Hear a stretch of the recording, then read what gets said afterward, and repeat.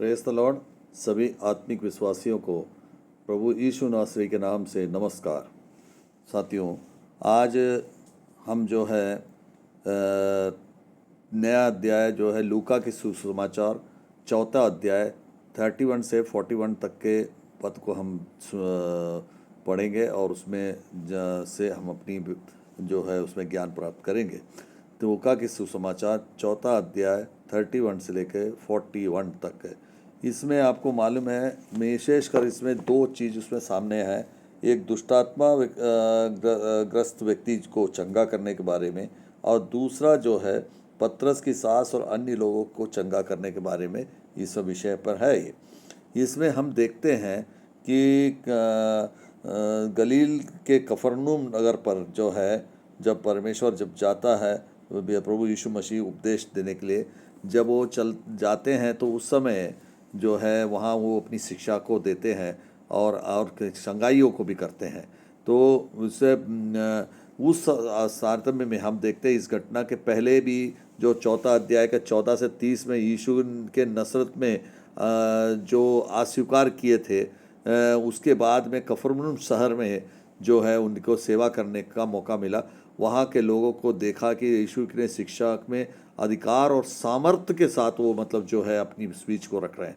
तो अभी कफरनहूम में जब ये पहुँचते हैं तो हमें देखते हैं यहाँ पे शिक्षा में जो अधिकार है उसको 31 और 32 में पद में हमको बताते हैं। यीशु सबत के दिन सभा में शिक्षा देते हैं। लोग आश्चर्य करते हैं कि क्योंकि उनकी शिक्षा अधिकार के साथ थी। कोई देखिए, हम इसको उसमें पढ़ते हैं। फिर वह गलील से कफरनहूम नगर की ओर गया और सबत के दिन में लोगों को उपदेश दे रहे, और वे उस उपदेश से चकित हो गए क्योंकि उनका वचन अधिकार और सहित था। ये जो है कफरनहूम में उनका जो दे रहे थे, क्योंकि उसके प्रभु यीशु मसीह में खुद परमेश्वर का सामीप्य है और प्रभु यीशु परमेश्वर ने उन्हें भेजा है, इसलिए वो अधिकार के साथ में वो अपने को सामर्थ्य के साथ में वो वहाँ पे स्पीच दे रहे थे। तो ये जो स्पीच जो दे रहे थे, इससे सभी लोग सुनकर आश्चर्यचकित हो रहे थे। और जो विशेषकर फरीसी शास्त्री लोग, उनको लगता है ये क्यों इतना ताकत से बोल रहा है, क्योंकि ऐसा सामर्थ्यवान व्यक्ति। तो फिर भी वो ये नहीं समझ पाए कि प्रभु यीशु मसीह जो परमेश्वर है करके नहीं समझ पाए। यीशु केवल शास्त्रियों की तरह व्याख्या नहीं करते थे कोई किसी चीज़ों पदों को, बल्कि परमेश्वर के पुत्र होने के कारण वो अधिकार के साथ वो बोलते थे। तो उनका अधिकार से बोलने से वो जो भी व्यक्ति जो पीड़ित थे, जो चंगाई करने थे, जो उसको जो तकलीफ था, वो जो है अपने आप वो स्वस्थ हो जाते थे, चंगा हो जाते थे। तो उससे वो नाराज होते थे, बोले अरे कैसे करते हैं इनको, क्या ये क्यों कर रहे हैं ऐसा। तो इसी संबंध में हम मत्ती के सुसमाचार 7वें अध्याय 28 से 29 तक के पद को हम देखेंगे। उसमें क्या लिखा है इस टाइप से, 7वें अध्याय 27 से 28 हम देखेंगे। और मैं बरसा और बाढ़ें आई और आंधियाँ चली और उस पर उस घर से टकराई और गिरकर सत्यानाश हो गया है।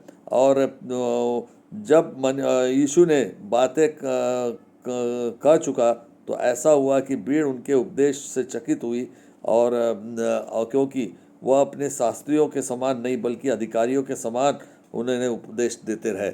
आप यहाँ पे देखेंगे ये पद जो है, दो मनुष्य, एक बुद्धिमान और मूर्ख मनुष्य के बारे में वहाँ पे प्रभु यीशु मसीह उनको एक पैराबल्स को वहाँ बताते हैं, वो दृष्टांत को बताते हैं, जिसमें जो है वो जो आंधियाँ चलने पर जो रेत पर बनी हुई मकान है वो उखड़ जाती है, जो पर्वत पर बनती है वो मकान जो स्थिर रहती है। तो यहाँ पे वो जो प्रभु यीशु मसीह ने, शास्त्री लोग जैसे किसी चीज़ को व्याख्या करते हैं उस टाइप से वो व्याख्या नहीं किए, बल्कि वो अधिकार के साथ इस बात को रखे और समझाए। तो उससे क्या है, वो हमको देखने को वहाँ पे मिलता है इस बात। तो इस तरह के जो अधिकार के साथ परमेश्वर को बोलना, यही हमको यह समझ में आता है कि प्रभु यीशु मसीह व साक्षात जो है परमेश्वर थे। अब हम देखते हैं अशुद्ध आत्मा का पर अधिकार कैसे प्रभु यीशु मसीह को 33 से लेकर 37 तक के पद को हम देखते हैं। उसमें हमको पढ़ने को हमको मिलेगा कि 33 से 37 तक के पद में कि क्या बोलता है। आराधनालय में एक मनुष्य था जिससे अशुद्ध आत्मा थी। वह ऊंचे स्वर में चिल्ला उठा, हे यीशु नासरी, हमें तुझसे क्या काम, परंतु तू हमें नष्ट करने आया है। मैं तुझे जानता हूँ, तू कौन है, तू परमेश्वर का पवित्र जन है। यीशु ने उसे डांट कर कहा, चुप रह और उनमें से निकल जा। तो तब दुष्टात्मा ने उससे बीच में पटक कर बिना हानि पहुंचाए उनमें से निकल गया। इस पर सबको अचंभा हुआ और वे आपस में बातें कहने लगे कि यह कैसा वचन है, क्योंकि वह अधिकार और सामर्थ्य के साथ अशुद्ध आत्मा को आज्ञा देता है और निकल जाती है। इस प्रकार चारों ओर हर जगह उनकी चर्चा होने लगी। यहाँ पे आपको यह देखने को मिलता है कि जब दो दुष्टात्मा से ग्रसित जो व्यक्ति है, जो पाप से भरा हुआ व्यक्ति है, जिस पाप ने उसको पकड़ के रखा था, जकड़ के रखा था, उसको जो है प्रभु यीशु मसीह अपनी वचन से बोलकर उसको निकाल देता है, उस दुष्टात्मा को निकाल देता है, उस पाप से उसको मुक्ति दिला देता है। तो ये हमें जो देखने को जो मिला, ये निश्चित रूप से हाँ, ये परमेश्वर के सिवा कोई दूसरा नहीं कर सकता। तो प्रभु यीशु मसीह परमेश्वर की शक्ति और सामर्थ्य के साथ में अधिकार से उनको बोलता है निकल जा, और वो निकल चला जाता है। तो उनको मालूम है, वो सातान ये जानता है कि मैं नहीं निकलूंगा तो ये उनको मतलब अग्नि कुंड में डाल देगा, तो इसलिए उन्होंने वहाँ से छोड़ के चला गया। तो हमको देखने को मिलता है कि दुष्टात्मा जो लोग जो है प्रभु यीशु मसीह को देखकर वो चिल्लाने लगते हैं कि उनको डर लगने लगता है कि ये मेरे को निकाल देगा किससे, क्योंकि जब भी कोई सातान है, वो सातान को अपने पाप को लेके किसी न किसी इंसान के शरीर में प्रवेश करके ही वो अपना कार्य को पूरा कर सकता है। तो इसीलिए हमें जो है वो ऐसे सातान और ऐसे दुष्ट आत्मा को शरीर अपने जो हमारे जो शरीर है उस शरीर में से अलग करना बहुत जरूरी है। उसको अलग करने के लिए सामर्थ्यवान व्यक्ति एक ही है, जो परमेश्वर है। परमेश्वर के सामर्थ्य से वो चीज़ को अलग शरीर से अलग हो पाता है। वो शरीर से अलग होगा, निश्चित रूप से वो जो व्यक्ति शुद्ध हो जाता है और परमेश्वर का दास बन जाता है, और ये सातान जो है ये अपने अग्नि कुंड में चला जाता है। तो यहाँ पे हमें यही देखने को मिलता है कि ये यीशु नासरी, तू हमें नाश करने आया है। यीशु ने कहा चुप रहे और उनमें से निकल जा, और दुष्ट आत्मा तुरंत निकल जाता है। यहाँ पे यीशु का अधिकार और आत्मिक संसार का भी उन्होंने जो दिखाया है, आत्मिक संसार में जो करना है वो उन्होंने अपने दिखाया। शैतान यीशु को पहचान चुका था, तो और उन्हें मालूम था ये, क्योंकि शैतान जानता है, लेकिन हम लोग कई बार हम लोग नहीं जान पाते, हम लोग भूल जाते हैं कि प्रभु यीशु मसीह परमेश्वर, हम लोग भूल जाते हैं। लेकिन सातान को यह मालूम है कि परमेश्वर है, और वो इसलिए उसको प्रभु यीशु मसीह के कहने के हिसाब से, वचन के हिसाब से वो छोड़ के चला जाता है। तो हमें संबंधित वचन में, इसमें मरकोस के सुसमाचार पहले अध्याय 34 में हम क्या देखते हैं, ये थोड़ा हम देखते हैं। पहले अध्याय में 34 में हमको देखने को मिलता है इस प्रकार कि उसने बहुतों को जो नाना प्रकार की बीमारियों से दुखी थे चंगा किया, और बहुत सी दुष्टात्मा को निकाला, और दुष्टात्मा को बोलने ना दिया, क्योंकि वे उससे पहचानती थी। यहाँ पे प्रभु यीशु मसीह जब अपने कफरनहूम में और तमाम जगहों में चंगाई करता है, उस समय वो जो है जो दुष्ट आत्माओं को उनकी अपने वचन के माध्यम से सामर्थ्य के साथ उसको बोल के उसको निकाल देते हैं। तो वहाँ पे जैसे ही वो बोलते हैं तो दुष्ट आत्मा समझ जाता है ये परमेश्वर है, और वो चुपचाप अपना उस शरीर को छोड़ के चल देता है। और जब तक शरीर नहीं मिलता है तो वो व्यक्ति, वो जो है दुष्टात्मा अपना कार्य नहीं कर पाता है। तो इसीलिए हम अपने शरीरों में, आत्मा में कभी भी दुष्टात्मा को प्रवेश करना से रोकिए। हमें नहीं रोक पाएंगे तो निश्चित रूप से बीमारी हमको बढ़ते जाएगा। हम अगले पद में देखते हैं बीमारों को चंगा करना। 38 से लेकर 39 पद में हम देखते हैं कि बीमारों को कैसे चंगा करता है। तो यहाँ पे जब आराधनालय से उठकर शमौन के घर में गया, शमौन पतरस के नाम, आप उनके चेले के नाम सुने होंगे। शमौन की सास को ज्वर चढ़ा हुआ था, और उन्होंने उसके लिए उससे विनती की। तब उसके निकट गए और होकर ज्वर को डांटा, और ज्वर उतर गया, और वह तुरंत उठकर अपनी सेवा टहल करने लगी। तो यहाँ पे शमौन पतरस की जो सास थी वो बीमारी से बहुत ग्रसित थी, मतलब फीवर था। तो ये याद रखिए, जब उन्होंने, परमेश्वर ने उसको डांटा तो जो फीवर उनको छोड़ के चल दिया। हमारे पास भी वो शक्ति है, परमेश्वर का जो पवित्र आत्मा हमारे शुद्ध आत्मा में शुद्ध भरा हुआ है। हम भी अपने साथियों को, जब हम उस पवित्र आत्मा में शुद्ध होकर हम किसी को भी हम बोले सामर्थ्य के साथ, अधिकार के साथ हम जब बोले कि तो किसी का भी ज्वर जो है या फीवर जो है वो दूर भाग जाएगा। तो इसलिए हमें वो शक्ति अर्जित करना है, वो अर्जित करके हमको प्रभु यीशु मसीह ने हमें वो वचन दिया है, उस वचन के हिसाब से हमको कार्य करना है। तो आज वो चीज़ हम आ चुका है। हमें अपने आत्मिक शक्तियों को बढ़ाना है। शारीरिक चंगाई को देने, किसी को भी देने के लिए हमें अपनी आत्मिक शक्ति को बढ़ाना है। इस शक्ति के साथ में हमें कार्य करना है। हम यशायाह नबी के 53वें अध्याय में 4 वाक्य में हम क्या देखते हैं, ये देखेंगे। इसके संबंधित वचन में हम देखते हैं, 4 वाक्य में हम देखते हैं, निश्चय उसने हमारे रोगों को सह लिया और हमारे ही दुखों को उठा लिया, तो भी हमने उसे परमेश्वर का मारा, कूटा और दुर्दशा में पड़ा हुआ समझा। यहाँ पे हम देखने को हमको क्या मिलता है कि प्रभु यीशु मसीह को जो यहाँ पे प्रभु यीशु मसीह की भविष्यवाणी करता है कि ये जो है हमारे रोगों को, हमारे पापों को उन्होंने स्वीकार अपने पे लिया और उनको मारा गया, पीटा गया, सब कुछ किया। ये हमारे लिए, हमारे पापों से हमको मुक्ति दिलाने के लिए, हमारे अपराधों से हमें मुक्ति दिलाने के लिए, हमारे छुटकारा देने के लिए ये सब हुआ। ये सारी चीज़ जब हम में हुआ तो हम निश्चित रूप से हमको जो है मुक्ति मिला। ये चीज़ हम यशायाह नबी ने वो वर्षों पहले प्रभु यीशु मसीह के जन्म के पहले से उन्होंने भविष्यवाणी की थी। तो ये सारी चीज़ें हमको पढ़ने के लिए बहुत महत्वपूर्ण चीज़ है। इसी तरह हम देखते हैं आगे की पदों में 41 और 40 और 41 में क्या लिखा है कि सूरज डूबते समय जिन जिन के यहाँ लोग नाना प्रकार की बीमारियों में पड़े हुए थे, वे सब उसके साथ उन्हें उसके पास ले गए और उनके एक एक पर हाथ रखकर उन्होंने चंगा किया। और दुष्टात्माओं की चिल्लाती और यह कहती हुई गई कि वे तू परमेश्वर का पुत्र है।